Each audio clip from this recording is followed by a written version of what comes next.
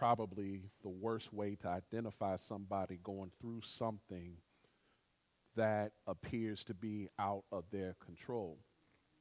And 2 weeks ago, talked about how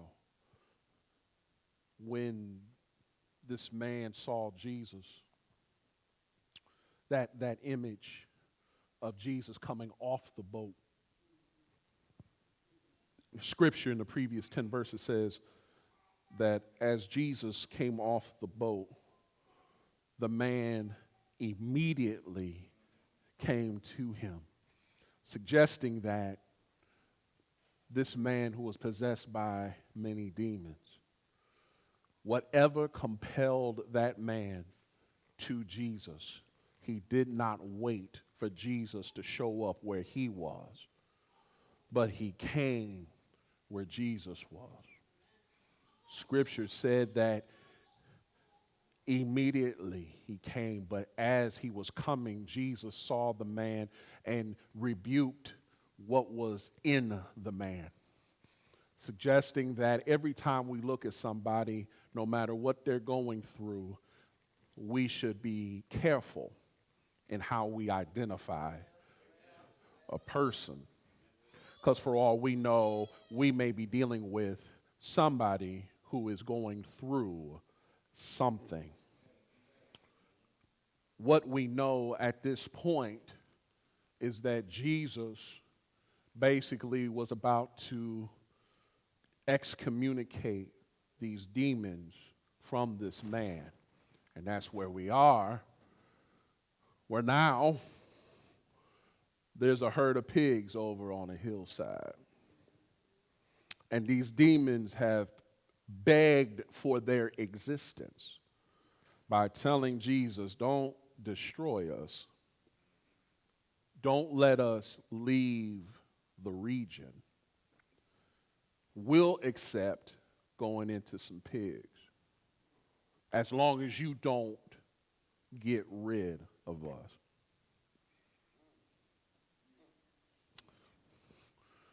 Jesus was probably a lot more than fair by submitting their request.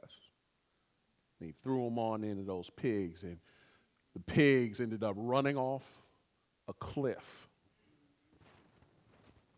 to their deaths. If the right people would have been around, they would have looked over that cliff and probably found the largest amount of meat for a barbecue ever. Got to keep it light for a second. But there were some folk that weren't happy. Those herdsmen, they just lost out on some money. Livestock wasn't just livestock. Livestock is money. And their pigs have gone over the side, and they're like, wait a minute. Like, what just happened? 2,000 pigs run off a cliff. What happened? What went on? What was occurring? And then here it is. They come and see the man who was possessed sitting up, dressed, and in his right mind. And here's the funny part. When they saw that this man was no longer breaking chains and cutting himself and all this stuff, the people got scared. They weren't happy. They were scared. Ain't that crazy? All of a sudden, you actually better, and folk respond by being scared.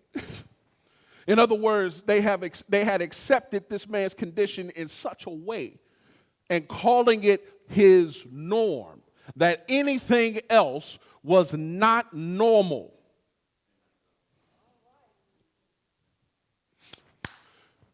People have come into your life at times when you were going through hell and high water, and they were accepting that your difficulty was your norm. And then the Lord shows up and gives you what you need to no longer be bound by what had you. And you sitting up and they ask you, how you doing? And you can say, maybe for the first time since they've known you, I'm good. And their response is, are you sure? Which suggests that they had no expectation. Hear me. They had no expectation of you ever being better because they accepted that this was what they thought was your norm. Which brings me back again to understanding from church life, we got to know the difference between what seems to be an enemy and what seems to be somebody going through. Because most people don't realize that the first thing you see about a person is not always the essence of who that person is. When a person comes into the church house, there's a reason why we should always be kind. And it's because we never know what it took for a person to come up in here. Everybody can go around and shout about the fact, yeah, I'm glad to be in the house of God. And you and I sometimes forget. Somewhere along the line, it took us a while to be able to say, I'm glad to be in the house of God. If you like me, I grew up in the church. I wasn't always happy to go to church. When I was young, it was boring. It was long. It was going to put me to sleep. It was all those different things. It took me a minute, but yes, I'm glad to be in the service. But even now as an adult, I realize there are people that are coming into church houses everywhere on this Sunday morning. Some people are coming in with depression. Some people are coming in with PTSD. Some people are coming in with all kinds of issues. They're coming in with anxiety. They're coming in with the fact that they can't be around crowds. They got all kinds of stuff going on. Well, and it may not even be about mental and emotional stuff. It may be the fact they don't like people. They've been burnt before. People said they were going to be nice and kind, and they lied on them and all that stuff. You don't know what it takes for people. So what is it that we've done? What is it that we do? What is it that has occurred in such a way for us to arrive at a point where we don't know what the enemy is? This is what we don't know. We find ourselves not having the right discernment to be able to deal with things in the proper way. So, because of that, we're always thinking a thing and missing the opportunity. And we end up being more like those herdsmen. What just happened here? So then Jesus basically says, you know what? Y'all know what happened. I'm here. And when they had seen all this stuff that had occurred with this man, with those pigs, when they got the whole story, you would think that if there was somebody with that kind of power to change somebody's life, you would want them to be there. But they said, nah, you got to go, bruh. They didn't want Jesus there. All right, how long I've been here? This is 8 months, right? So we're not really in a honeymoon phase anymore. So I'm about to say some stuff. I'm drawing the line in the sand. Y'all will get over it. And in a couple more months, you'll understand why. Folk that really want an encounter with Jesus are willing to take the risk of what that means. But when Jesus really shows up and starts doing things that are contrary to your norm, and you begin to demonize the move of God, you are suggesting that you would rather have the norm and watch people suffer than let Jesus reign and have everybody what? Benefit. That's how in churches people have arguments about petty things. That's how people put more emphasis on stuff that in the long run doesn't really matter. That's how we get to a place where we begin to critique people based upon things that we don't personally like because we feel that this is the only way that God moves. Okay, let's go ahead and go all the way there. I've already lived through it, but it's okay. That's how I've arrived at a place in my own personal life that even though I know that when I put on a suit and I can bring all the sauce and I'm a good-looking man, my wife tells me so, that I realize that ministry sometimes looks like a T-shirt, some torn jeans, and the fact that you got to get down and deal with folk. I've learned that over time, people don't always receive what other folk want to receive. That's why Paul says that I have become all things to all people, that by doing so, I might save some. In other words, everybody is not going to say yes to Jesus, no matter how you package it. But if you realize that the Lord wants you to do some things that requires you to be more than a Sunday morning pew warmer, and you got to make some stuff happen, when the Lord shows up, he begins to what? Disrupt the space so you can see how God can really move. And I know some of y'all going to talk about me when it's all over because you ain't talked to me at all. But let me get it all out the way so I can leave no doubt in your mind about where I stand. See, when I look at Jesus, he didn't care about what the others said because he came to save the one that needed him the most. And by doing that, he did something in that man's life that now was set ablaze something deeper in the area where he was. Now, just go with me for a minute, and I'm going to bring you on home, and we're going to be all right, and we might shout out of here because I got a few more minutes. You got to understand that when you identify who the real enemy is and when you're really attacking what that enemy is about, there's some things that start to get uncovered. There's some things that get uncovered after you went in, fought, and won. Because we already saw the fight 2 weeks ago. This is the aftermath of getting the knockout. So after the knockout, this is what happens. Number one, after you knock out the devil, hit him straight in the mouth and let him know you ain't taking no stuff, it uncovers curious bystanders.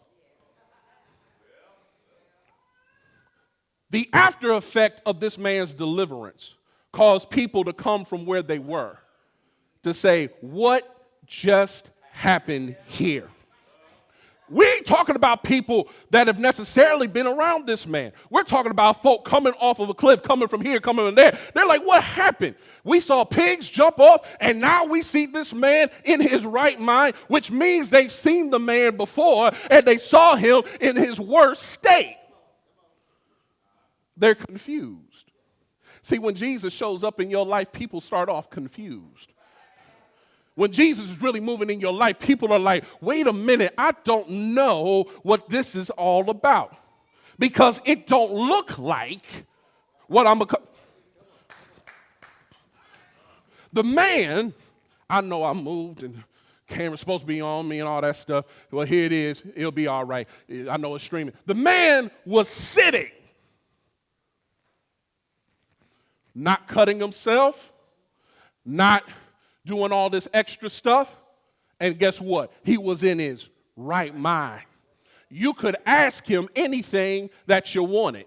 You could ask him, how you feeling? And he would tell you, I'm doing all right. He could tell you that I'm no longer feeling bound by chains. I'm no longer messed up by what I'm going through. Listen, when you have come out of your situation, I dare you to sit up in front of some people that have been watching you from a distance and watch how they begin to come and see what's going on in your life, because folk are nosy, and let them be curious enough for you to just sit there because they're trying to understand how in the world did God change your life. Let them ask it. Why? Because it's necessary. Because no matter what you think, when God is moving, folk are always looking to see what's going on. I don't care how much pub you do. I don't care how much advertising you do. I don't care all the other stuff you can come up with. Let God work in your life, and folk will come out of the woodwork and say,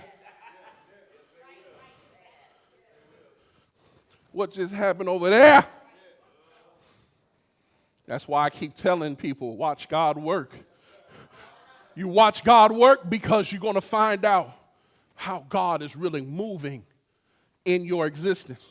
Number two, it reveals the values of the environment. They said to Jesus, leave. The man was delivered. The man was delivered, and they said, nah, bruh, you got to go. Wait a minute. I've been going through all this time.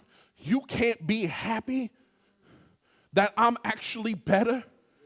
You can't get excited about the fact that the Lord showed up for me? And you're going to tell me that Jesus got to go? What happened there? That means the environment was more about what? Money. It was more about what? Prosperity. It was not about all the stuff that mattered, which is what? Human beings. Can I preach it like I really feel it? The challenge within the church universally is that are we really about the values of people, or are we about the values of self-preservation? I want to preserve a way of life because this is all I've known. And hear me when I say this too. What you experienced in the past has great value, but you have to understand that you can't impress that upon people that have not experienced Jesus the same way you did. Here's how we bridge that gap. I talk about my grandfather a lot. Between me, my grandfather and I, separated by 51 years, multiple generations, right? So how he came to Jesus, first of all, was interesting in and of itself. I still believe that he really didn't tap into his relationship with God until he married my grandmother and heard some good preaching. Because that's what they told me, that my great-grandfather and all his brothers, they could, as he put it, preach the socks off of a mosquito and the horns off of a billy goat. Right? He didn't, but he always talks about how he came to Jesus and how this one particular thing he needed to be delivered from, as he put it. He used to like drinking beer all the time, right? Nothing deep. Wait for it, though. He was beginning to really understand his own journey, and he prayed a dangerous prayer. And the dangerous prayer was, he wasn't a drunk. He wasn't like that. You know, there is such a thing as moderation. And that's how he functioned. But he said, if I am really called to do certain things, God, you're just going to take it all from me. Dangerous prayer, right? And he tells me about the day he was helping a friend out. And he was like, you want a cold one? He said, yeah. And he took a sip and he said, hey, man, this stuff is bitter. His friend looked at him and said, man, I just got this stuff. Ain't nothing bitter about this. Well, try this one. And it was all bitter. And he said that was the day that God took the taste out of his mouth. And then all of a sudden, everything that he did became what? Different.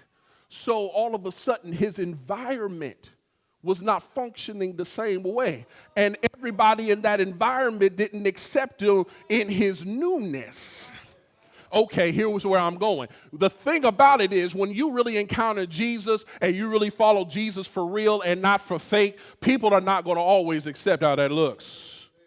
They're not going to accept how that feels. They're not going to accept how that functions, because we have gotten to a place where we deify certain things rather than say, God, have your way. And when God has his way, he does what? Radical things.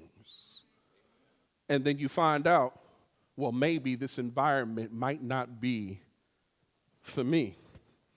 And Jesus didn't mince stuff with them. He said, okay, y'all don't want me here? Cool. I'm going to leave. And he did. But wait for it. There's one more thing to this. He leaves, but what did he leave behind? When you beat the devil at his own game, it produces a new witness. Hear it out. You ready? The man is delivered. Jesus is going back on the boat. And Fred, what happens? The same way that man ran to him when he came off the boat, he ran to the boat now in his right mind. And he said, Jesus, look, I know what this environment's about. I know you delivered me. Bruh, take me with you. But listen to Jesus' response. You can't go with me. Wouldn't you be kind of messed up? Like, why can't I go with you? I didn't say for you to leave. Hear what Jesus says. Jesus says, listen, you can't go with me, but I need you to go home and start telling your friends about what happened here. You got to be able to tell somebody about what God has done in your life. You waiting on somebody else to tell your story? Don't do that. There's a reason. Look, there's a reason why folks shout at certain moments when they minister. Jenna, don't think it didn't dawn on me as I was watching you dance that about 75% of that dance had nothing to do with your steps. That was your witness. Don't think for 1 second that some of us that are watching when you sing in the choir, when you're doing this, when you're doing that, those of you that are singing in the choir and all that stuff, and you just break. It is not because the song is just that good. There is something about what the Lord has done for you that you're trying to communicate. And when you really know that the Lord has done something in your life, you can't go around and just be the same. You can't go around and just do the same, oh, well, God is good. No, every now and then, you just got to bust loose and say, Lord, I thank you. I don't care if I look crazy. I don't care if I look stupid to somebody else. I want to say thank you. Because I know I could have been dead and gone. I want to thank you because I know I could have lost my mind. I want to thank you because I know there was nobody else that could help me when nothing else could help. It was his love that lifted me. My God, every now and then, something in you ought to come out. You waiting for somebody to tell your story? Nobody can tell it better than you. Nobody can tell your stuff better than your own tears. Nobody can tell about how God brought you out of darkness into the marvelous light better than you. If you're free, whom the Son has set free is free indeed. That means that I'm free to let you know that he's real. Okay? Here's the hymn and here's the hook. Yes, God is real. He's real in my soul. Yes, God is real, for he has washed and made me whole. His love for me is like pure gold. Yes, God is real, for I can feel him in my soul. I'm not going to let a rock talk for me. I'm not going to let people try to talk about what I've been through. No. You, your words, your story, your journey, your stuff, it's real. And don't let folk tell you different. Well, that's too much. No, it isn't. If you knew what I've been through, if I was in better shape, I would have leaped over a bunch of these pews. Because when I think about,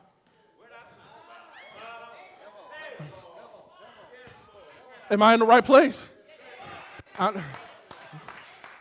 Yeah, y'all know how to shout. Here's your cue. When I think about the goodness of Jesus and all that he's done for me, my soul.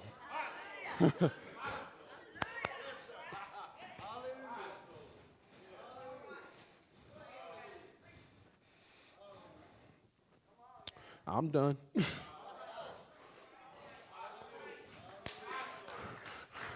I'm done. Don't be ashamed. You got victory for a reason. And the reason is so you. Look, be like, yeah, don't worry. Be like the baby. You know why I ain't distracted? Because the baby got the right idea. When you want something, say so. When something has happened in your life, say so. When God has done something for you, I tell you, I'm an extroverted introvert. Y'all may not believe it, but when it's all said and done, I'm going to hide somewhere. But right now, while I'm good, I'm going to tell you, if he's done anything for you, let somebody know. Stop hiding.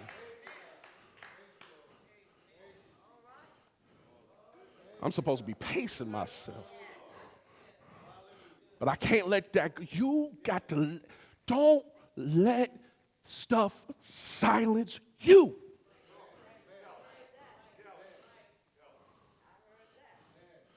Sit on the rock and be at peace. And when they come and they ask you what happened, tell them about what the Lord has done for you. You may be here today, have not made a decision to follow Jesus. No better place, no better time than right now. No better place, no better time than right now. No better place, no better time than right now. No better place, no better time than right now. Don't leave out of here knowing that God has done something in your life. No, don't leave out of here knowing that God has changed you and radically met you here. If you're here and you need to say yes to Jesus, come. If you need to be in a place where you can grow and be all that God has meant for you to be, today is your day. Today is your opportunity. Today is your moment. Say yes. If you need to be in a place where you need to grow and you have not become a member of some church anywhere, today is your day. Today is your opportunity to say yes. No gimmicks, just Jesus.